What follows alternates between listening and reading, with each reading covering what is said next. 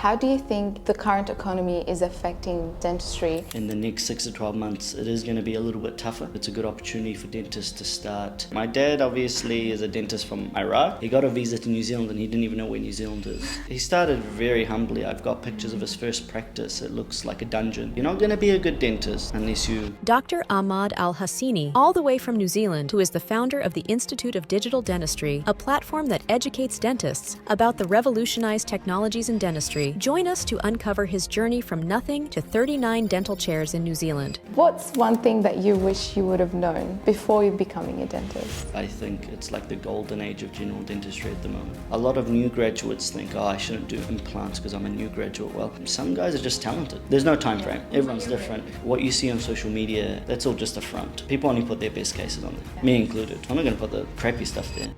Dr. Ahmed, you have been out for only like 6 years. Yeah. Don't tell anyone. You've done amazing though in such a short time. You basically pretty much work and work out and believe in 7-day work weeks. Something like that. Yeah, something like Well, that. this is what we assume we know about you. Today is about uncovering all these layers and actually finding out who you truly are. Sure. So I'll start with a question that I always ask my guests is, how are you actually? I'm good. Like actually. Like actually, yeah. Starts crying. Like Don't expect you to break down straight away. No, like I'm very good. I mean, I strongly believe as dentists we're very fortunate. I mean, yes, it's quite a hard time globally at the moment, but dentistry is a very, very resilient industry. And I think overall, the vast majority of dentists do very well. They're quite comfortable. So I would say I'm definitely overworked, but that's for my own volition. I like to work a lot and I'm very passionate about dentistry. Yeah. But yeah, no, overall, I'm happy. I'm here in beautiful Sydney. Yeah. No complaints. Yeah, it's a beautiful place to be. You touched on, I guess, with what's happening around the world. How do you think the current economy is affecting dentistry, and how is there room for recovery for us? I mean, I think personally, I think the fallout of COVID and all these things is just about to come. Obviously, we're seeing all the interest rates go up and a lot of changes now, and it's just getting a bit tighter and tighter for people. So without a doubt, I think, and you know, with borders opening up, we're going to go back to dental tourism. So I definitely do think in the next 6 to 12 months, it is going to be a little bit tougher, and that's across New Zealand and Australia. But I also strongly believe it's a good opportunity for dentists to start really looking at their practices and thinking about how they can upskill and provide a higher level of service. And obviously, I'm a big advocate of digital dentistry and what you can do with that. Yeah. How did digital dentistry, or how did you even get started with digital dentistry? Because if we take our listeners back, you graduated and you started working with your father in the practice? And just take us through your journey. So I went through dental school, and much like most, I guess, you know, driven dental students, through dental school you want to be basically a max fac. I remember that every arrogant guy in dental school wants to be a max fac. That's like the go-to thing. I don't know why, it's just this idea in your head that it's the best thing. The best, yeah. Now we know it's not. But anyway, sorry, max facs. They work hard. And so, 15 years, and it's a long road. You were going to study dentistry, medicine. I was keen. At some stage I thought I wanted to do Everyone kind of thinks about that because, you know, it's like the creme de la creme. But I went through dental school, and that's in the University of Otago in Dunedin, New Zealand. And there was definitely no digital in that curriculum. I applied to a bunch of hospitals and basically got declined by all of them. And so that was the end of the Max Factory. Thankfully, I'm very, very fortunate in that, you know, I like to think I'm quite passionate about dentistry, quite driven. And it's a combination of your own drive and also your environment. So I was very, very lucky to go into practice with my father, who's a full-time private practitioner to this day.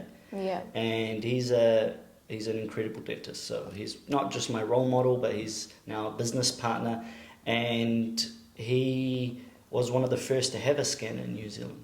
Oh, wow. So I was very lucky in that sense, because it's just being in the kind of the right place at the right time. Right. I graduated, I worked under his wing. At the time, we only had about 6 dental chairs, and now we've expanded significantly to about 26. Oh, wow. So yeah, we've gone under massive expansion.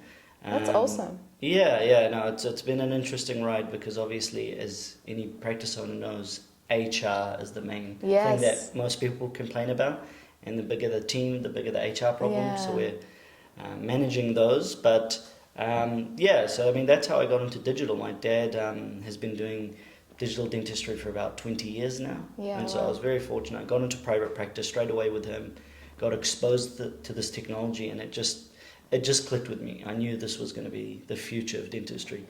Yeah. And so See, I but put all my effort into it. someone else might be like, okay, I'm working with my dad. I have a really good environment. I can just chill and relax. Yeah. Why did you Not chill. not chill and relax Chill and work at all. 7 days a week? Yeah, I don't know. I honestly just think it's because I see my father. My father's a very hardworking man. I think you need to tell us a little bit about your dad's story, because he has an amazing... I've read a little bit about it. It's a crazy story. My dad obviously is a dentist from Iraq, and as most immigrants are, especially doctors and stuff from those countries, they have to register in New Zealand. Yeah. So I was born in 93. A few years later, we left Iraq, and then we jumped around like most Middle Easterners to Kuwait and all these countries.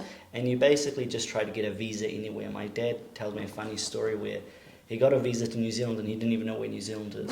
He thought it was like in Europe or somewhere, not in the bottom of the world. Little did he know. It's so It's far. like so tucked away. Far. So obviously we went to New Zealand. Now prior to that, my father had fought in 3 wars.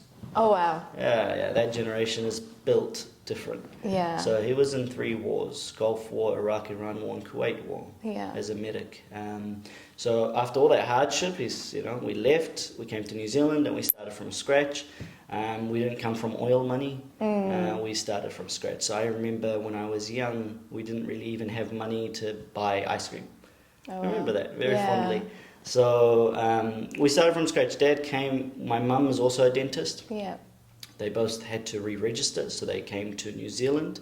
Obviously, they speak English, but you know what Middle Eastern English is like. Yeah. Needs a bit of work, and especially sitting an exam in English is a lot harder. It's hard. Anyone and they set it at a really high standard that makes it harder and for... also the theory's different. Like I don't think many of us could pass it. No, exactly. I can't remember what bacteria is in a root canal. I don't care. It doesn't change my management. Yeah, that's true. But so for the longest time, for about 5 years, my father worked jobs much like any immigrant, like pizza delivery. We have a shop called Pack and Save, like your Coles. Oh, like so he was like packing shelves. Oh, wow. And he told me a really it would have been hard. Heart-wrenching story. He used to tell me that when I was very young at that time, and my mum would take me to the shopping centre or Coles, whatever you want to call it, he used to want to hide away because he didn't want me to see him packing shelves. No. So yeah, he sat the exam, failed twice.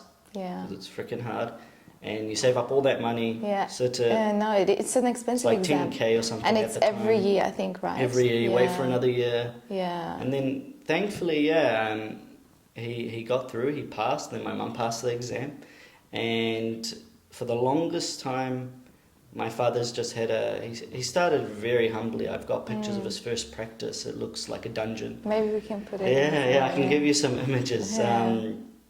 And since then, we've just gone from strength to strength.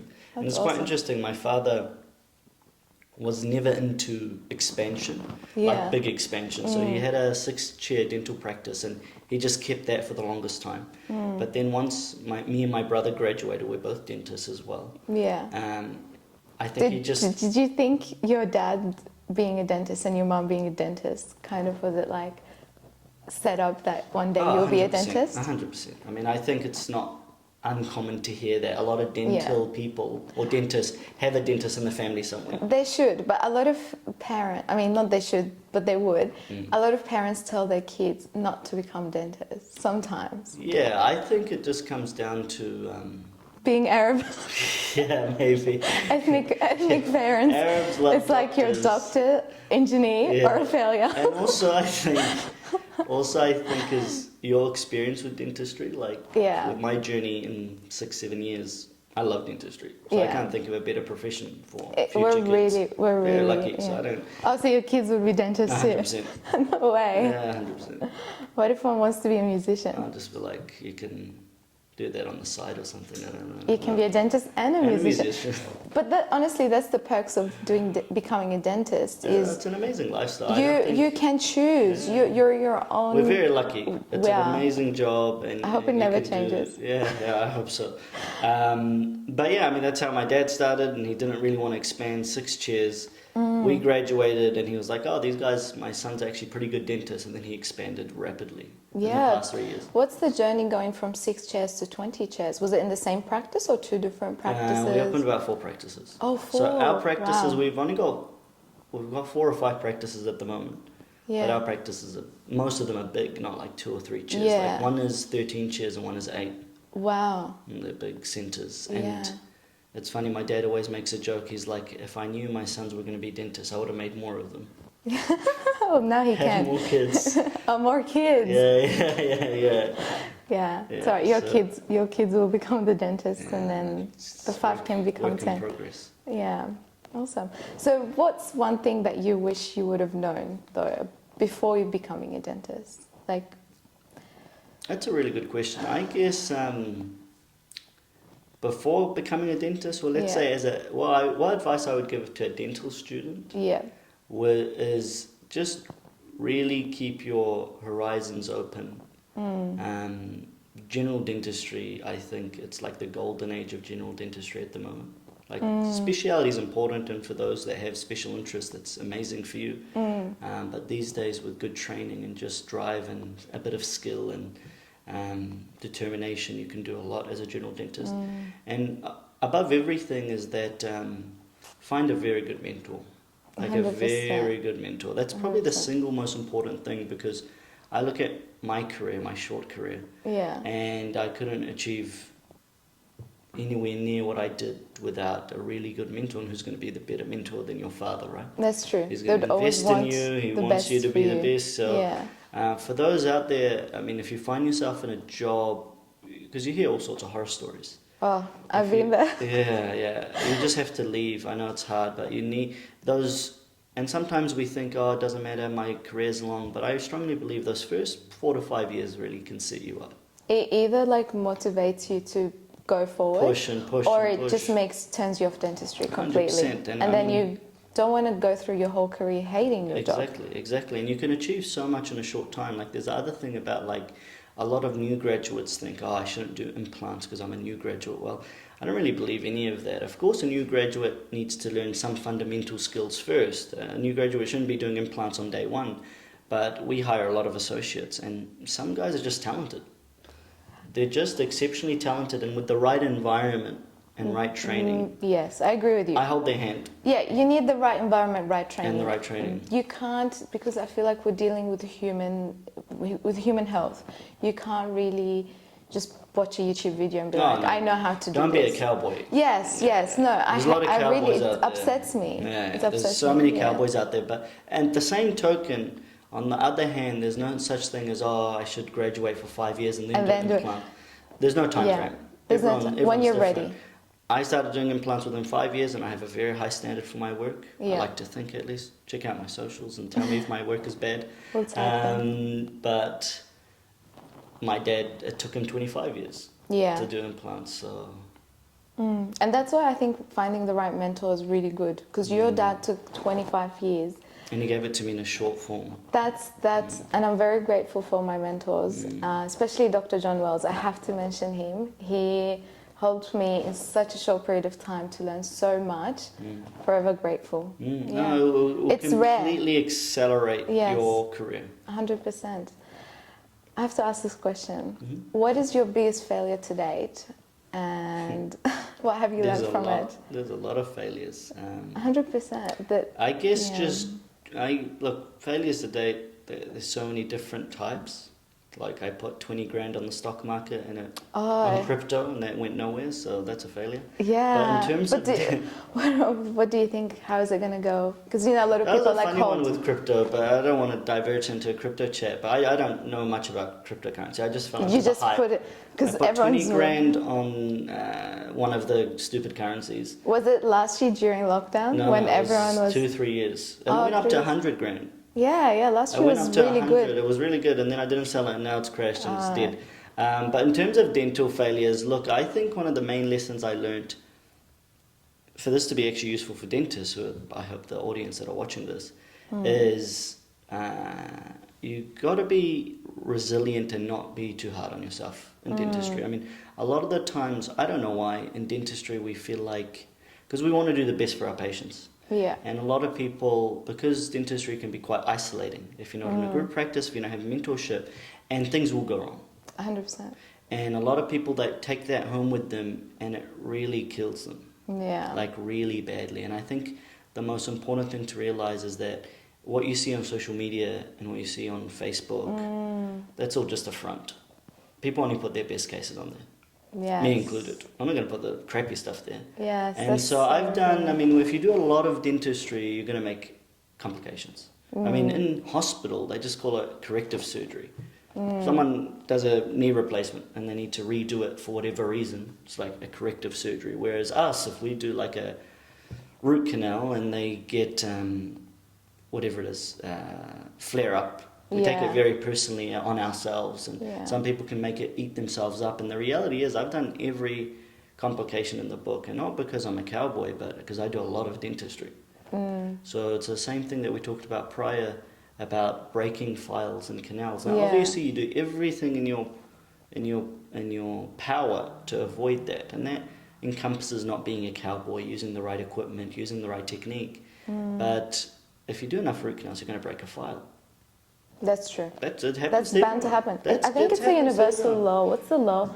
Antis? No, not antis. There's a law where it's if it's everything. Bad, No, everything in nature is bound to like chaos. I'll remember it and put it somewhere. We can put it on the screen. The quote. But it's supposed to. I think everything's supposed to go to chaos, and you have to actually have another force to compact that, to stop the chaos. And I think, look, in terms of what I've learned from failures, there's been a lot of them. There's not one that stands out. I've done an extraction where there was a massive tuberosity fracture. Oh. I've done... How did that go? I would splint it, send it to the hospital, and then learn. And the reality is, you're not going to be a good dentist unless you make a lot of mistakes. Hopefully not too many again. Don't be reckless. Yeah. But if you just sit there in your comfort zone all the time, you're not going to achieve very much. Never going to grow. You're never going to grow. Yeah. To grow, you need to get out of your comfort zone with mentorship, with the right environment.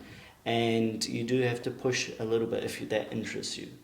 So I've done basically every complication you can imagine. In implant dentistry, anyone who does implants will tell you, you have to have an appetite for failure. So sometimes you can put the implant in, primary stability, stitched perfectly, covered, you expose it and it's not integrated.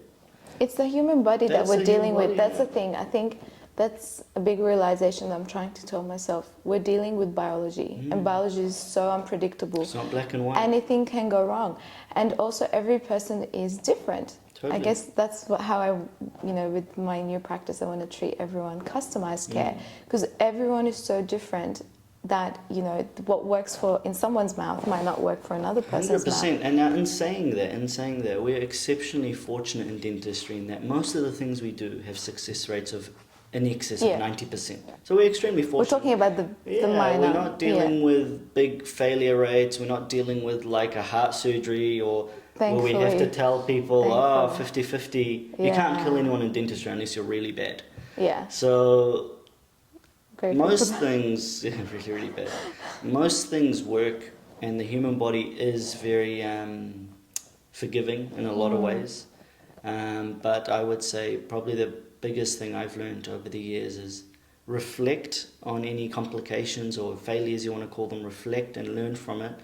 but don't let it eat you up, because that's not healthy at all. Yeah. When you let something eat you up like that, because I've been there many times, it affects your next week, and then you make more problems. Yeah, that's true. The whole flow goes down. That's true. So definitely reach out to your peers. Have a strong peer group as well. It's very important. Yes. Classmates or those that you can really trust. Yeah. Not guys off Facebook, that means nothing. Yeah. No, people that you can actually share cases with, share lessons. What do you think? I've done this, I've done that. Totally. Yeah.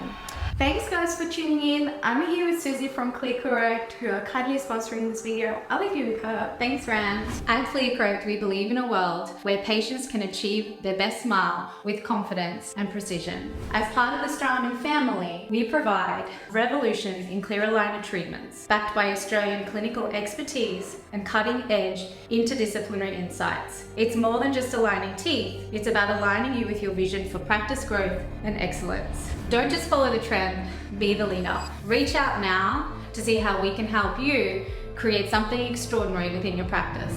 I have to touch on this topic because we talk a lot about it. Hustle culture. Hustle culture. So Hustle culture. you from your social media, or from your posts, all your posts is work, gym, work, gym. Work, gym.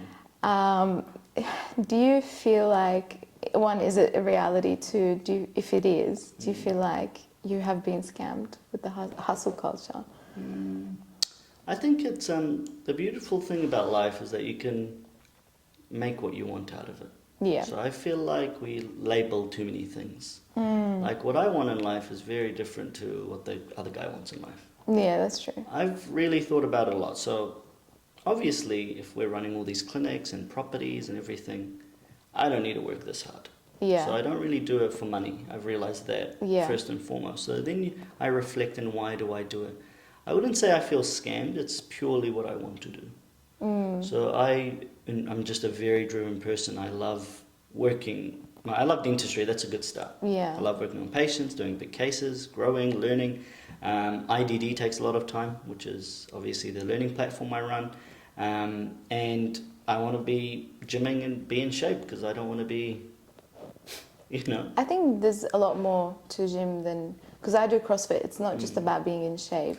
Mentally, it's good for you. It's mentally, especially as a dentist. We're sitting down all day doing this, kind of. Like, even if we have the best posture. I agree. You need something for your physical health, but also for your mental health. You need to 100%. switch off and just, like, recharge. Just get it. And look, I don't really believe it's purely what I want to do. Because I've thought about it. I'm like, okay, so if I were to take, I don't know, a week off, what would I do? Yeah. I already travel when I want. I can go anywhere I like if I wanted to. Yeah. If I take a week off, would I just sit on the beach every day?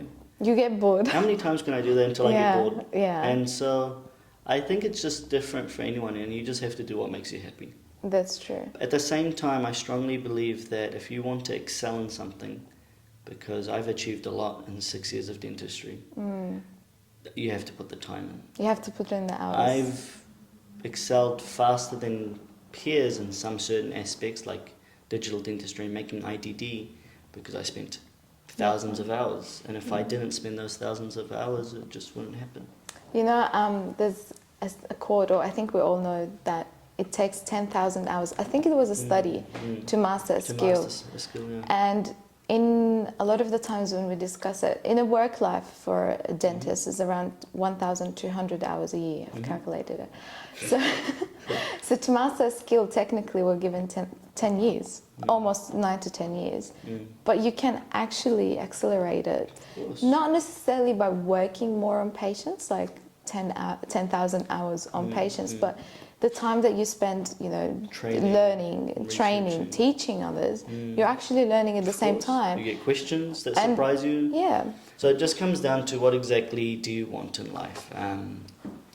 And there's no single answer for that. Some people, they want 40 hours a week and they're done, or some people less. Some people do part-time. Some people, their primary focus is family for this part of their life. So I think it also evolves as you grow older and your priorities change. Like obviously one day I imagine myself having a family and my priorities would change. Yeah. But I guess now, while I'm young and while I can afford to spend all this time, and hopefully it's worth it in the future, I'm willing to put this work in. And You're at the end of the investing. day, investing, and also I'm just passionate about it. Like it just makes me happy. Like Yeah. yes, I'm tired, but it's not like I hate coming to work.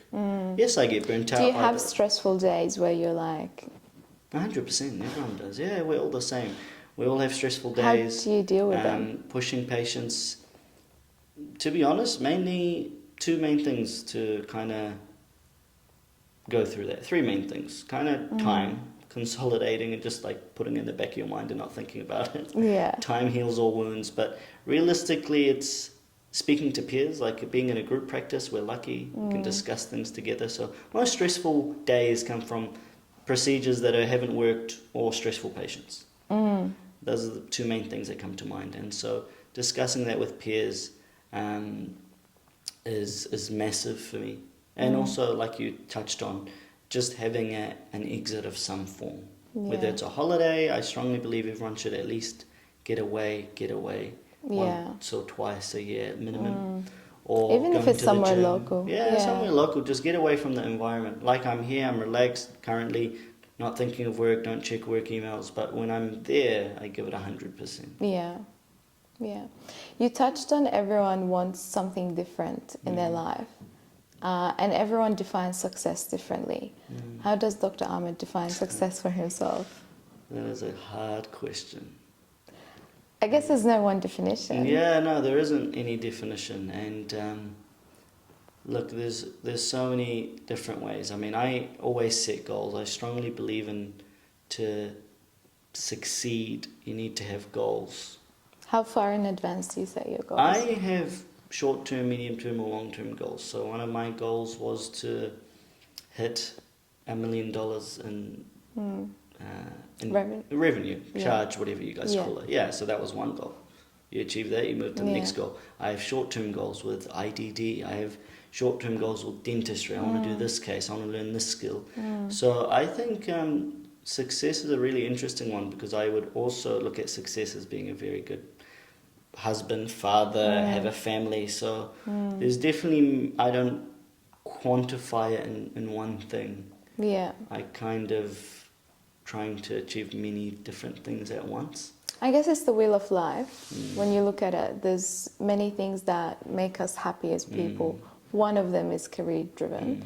The other's family, health, spirituality, different aspects. 100%. And how, I guess it's hard, that's the work-life balance that we always talk about, is how do you balance that wheel to make sure you're ticking every part? I think what I personally believe, what's worked for me so far is that to realize most of us are pretty young. Yeah. We've got a long career ahead of us, and we have a long life ahead of us, hopefully. And just because you're focusing on one part more now doesn't mean it's going to be like that for the rest of your life. Yeah. So like, chill. And if you're enjoying your career and it's demanding a lot of time from you, there's no shame in that. Yeah. Because through all our new graduates that we've hired, Yeah. typically the ones that put the extra hours succeed, whatever that means. A good barometer of that is financial, Yeah. faster and more than others. And so it's just having an open mind and just kind of soul searching. What is it that you want? Yeah. And being open to the idea that personally, while I'm young, I'm willing to do the extra years or miles while I can, because things will change later on. Yeah. I'm getting close to 30, always thought about having kids by 32, 33, and obviously when that happens, things have to Your shift. life, yeah. You have to shift. Yeah, Your priorities have to change. yeah. So it's a moving target, definitely. Yeah. If you were in my shoes as your host, Yes. what question I could have asked you that I haven't asked? Something about digital dentistry, so I can make Oh, a yes. plug. No, I'm joking. So I can make a shameless plug. No, but What about digital yeah, dentistry? Tell us all about digital dentistry. Can I say some things? Because I'm still like trying to upskill and like, you know, become faster. Sometimes I'm like, it would be so much faster to just take an impression. And yes, it will take time with the courier, but It's easier. it's just faster. 100%. Like, I love digital dentistry. I love the fact that you can show your patients the 3D scan, and it's cool. That is cool. But it's time consuming. Or I don't know if it Get becomes that a better. lot. You're not the only one that says Yeah. that. Right? I get that a lot because I train a lot of dentists and I've heard this a lot. What I would answer to that, is it faster for you or faster for me? For me. Yeah, exactly. No, for you, And of course. So I can do a scan within 18 to 30 seconds. How? Training and practice. So I've done thousands of scans. And so it's like any skill. A lot of people, for some reason, and I see this a lot because I train dentists, Yeah. a lot of people seem to think they can pick up the scanner, buy it, and use it. Yeah. When in reality, it feels like a third arm. You know, it feels weird and different and strange. And of course, impressions are faster for you because you went through dental school doing impressions many times. I'm used to it. I'm sure your first impression wasn't fast. Mine wasn't. It was a big gagging mess. I'll never forget it. My first impression in dental school was a gagging patient. And I put the impression in, That's the overfilled. worst. Oh my god, did Of course, Oh my god. gag, and it was You a mess. had the I pulled it pharynx. out. Yeah, I had the pharynx, had probably some of the trachea. Oh my god. Okay, so we've been doing impressions so long that we have that skill. With scanning and any new tool, it's just practice. And Yeah. it's just first and foremost accepting that, because you have to accept it. This is the way dentistry is going. Dentistry is going through a literal evolution.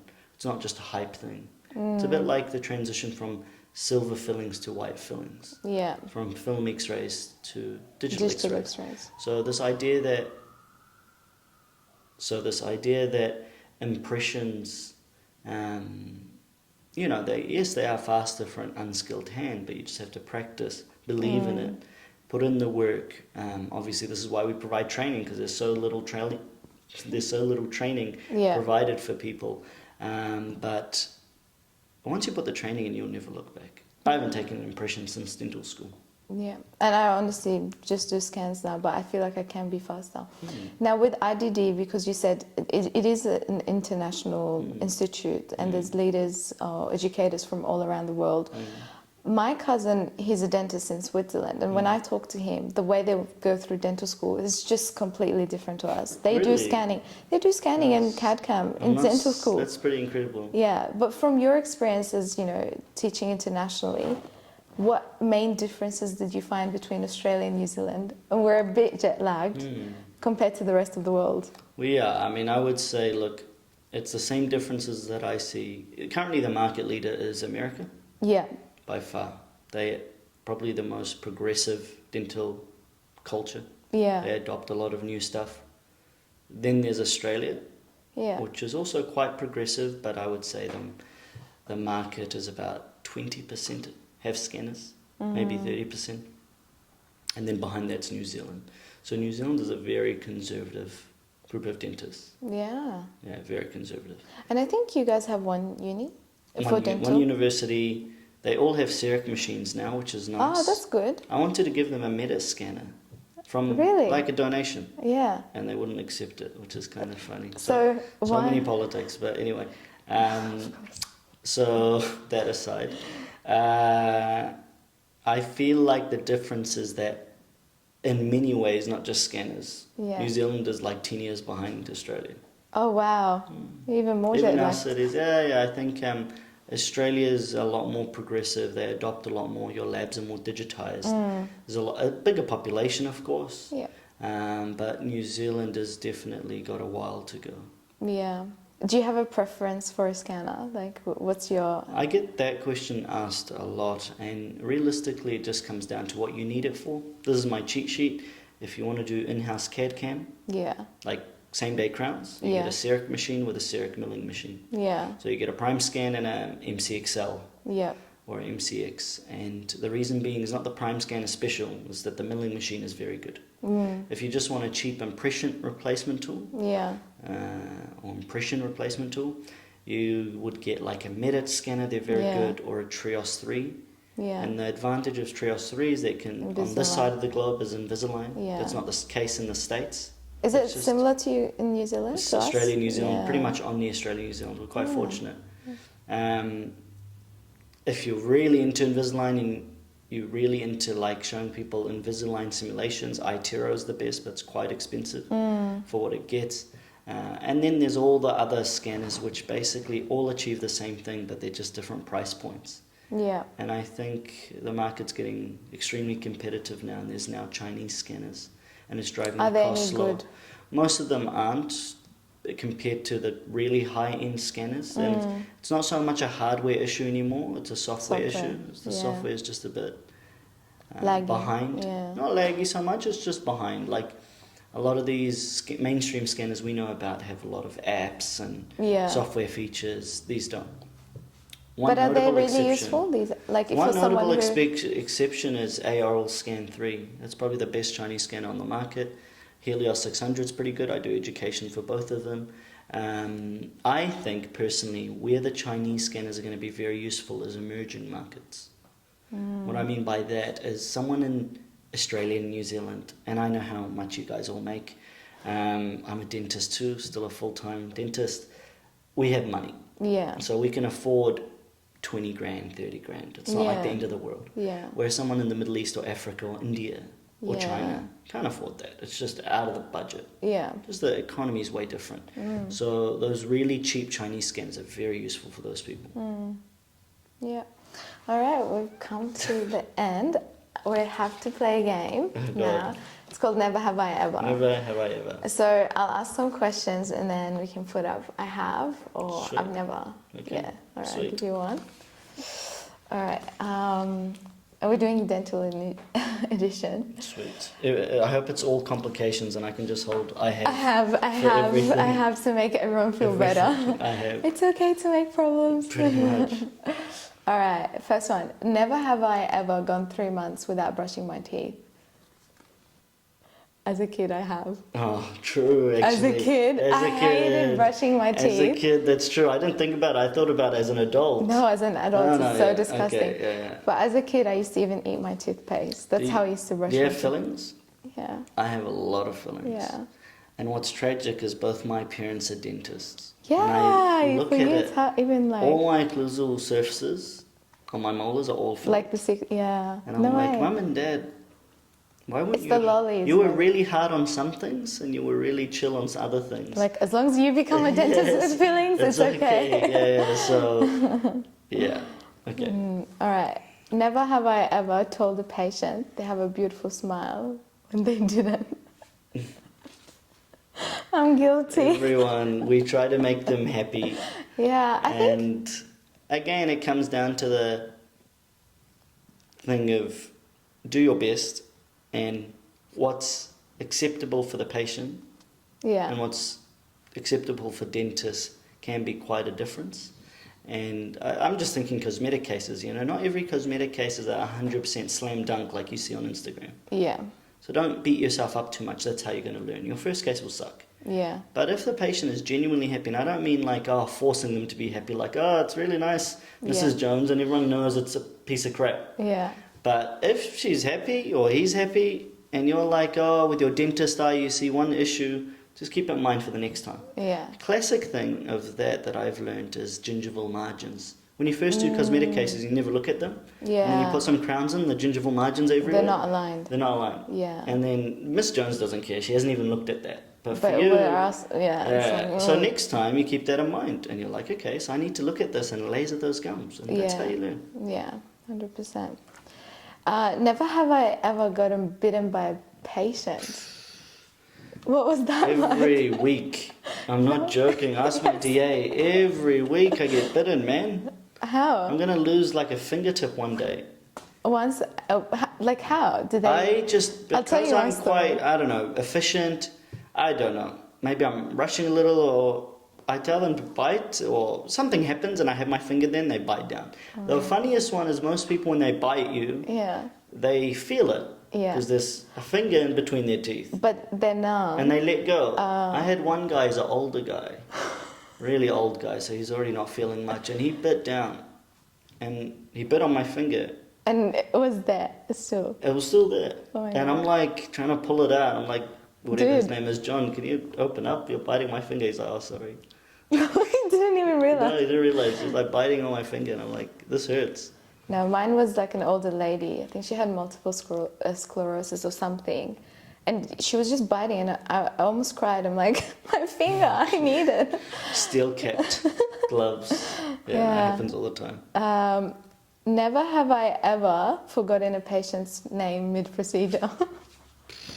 Every day. Yeah. That's I'm good bad. with faces, bad with names. Really, really bad. And I try to avoid it as much as possible. When you're rushing, it can be hard. Yeah. Sometimes my DA has brought the wrong patient in the room. That's a drama. Not really good for rapport, but Yeah. You're like, oh, you try and minimize I'm working it. in the Yeah, mouth. yeah, You're yeah. like, that's It's not the same mouth that I was expecting. There used to be there's a really famous, what's his name? One of the big dental gurus in communication. I forgot his name, but one of his top tips is to have like it's very American, Yeah. to have a sticky note with the patient's name and put it On in the back the- of the chair. Yeah. I don't personally do that because But I've now we seen- have digital, like you just have to look over and check Yeah. the patient's name, Yeah. but it's really important. Yeah, I was thinking to do that on the tray, you know. like Something. something personalized. Just make sure it's not visible because then it's more awkward. No, but even like I've seen Oh, I dentists know what do, you mean, like on the On the tray. tray, That's like nice. this tray has been I thought you prepared meant like a sticky for- note or something. No, that's That's does ugly. not That's fly not by good. me. That's not No, good. no. Have you ever used someone's toothbrush without telling them? No. No, I would. You have? Yes. Who? Gross as hell. Oh my I'm not god. gonna disclose, but Okay. I. Is it at least the family? Or? Yeah, I Okay. guess Family members. family. All right. Is it though? Yeah, I'm just not grossed out by that stuff. Is that yeah? People, it's funny, especially couples and stuff. They get really grossed out about using each other's toothbrushes, and I'm like, you guys do everything else. Why is that gross? Yeah, true. But I don't know. I'll brush with anything. Really? Flour. Yeah. As long as you brush your teeth. That's the key, point, guys. Brush 2 your minutes, teeth. 2 minutes, twice a day. 2 minutes. Well, Dr. Ahmad, it's been a pleasure having you. My pleasure. Thank you so much for coming. And Thanks so much for inviting me. no worries. Now enjoy Sydney. I'll try. Enjoy Thanks, the guys, weather. for logging in and watching this, and hope to see you around. Thank you, everybody. We'll see you next time. Mask on, fuck it, mask on.